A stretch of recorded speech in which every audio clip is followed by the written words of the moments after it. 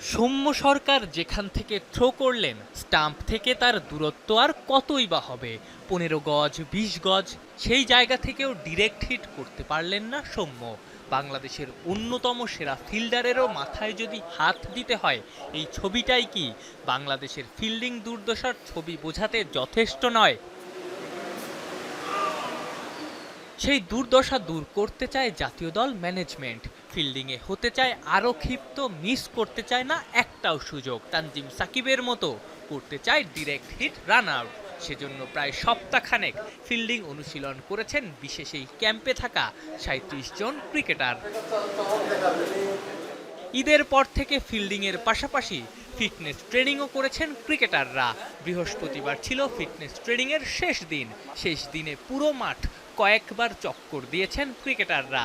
তাদের এন্ডিওরেন্স বাড়াতেই এই অনুশীলন হয়েছে, কেননা বড় ইনিংস খেলতে কিংবা লম্বা সময় মাঠে থাকতে যে এন্ডিওরেন্স ভালো থাকা জরুরি। এতদিন হেড কোচ ফিল সিমন্সের অধীনে অনুশীলন চলেছে। শুক্রবার অনুশীলন নেই, শনিবার থেকে শুরু স্কিল প্র্যাকটিস। সেজন্য শুক্রবারই বাংলাদেশে চলে আসবেন কোচিং প্যানেলের বাকি সদস্যরা। চলতি মাসের ১৩ তারিখ বাংলাদেশে আসবে নিউজিল্যান্ড। ৩টা করে ওয়ানডে ও টি-20 খেলবে দুই দল।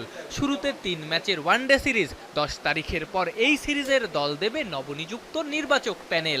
পরে টি-20 সিরিজের জন্য টি-20 বিশ্বকাপের দলকেই বহাল রাখার প্রাথমিক সিদ্ধান্ত তাদের। পিএসএল খেলতে থাকা কোনো ক্রিকেটার কোনো সিরিজের দলে না থাকলে তাদের এনওসি বাড়ার সম্ভাবনা আছে। আফনান পিয়াল, যমুনা স্পোর্টস, ঢাকা।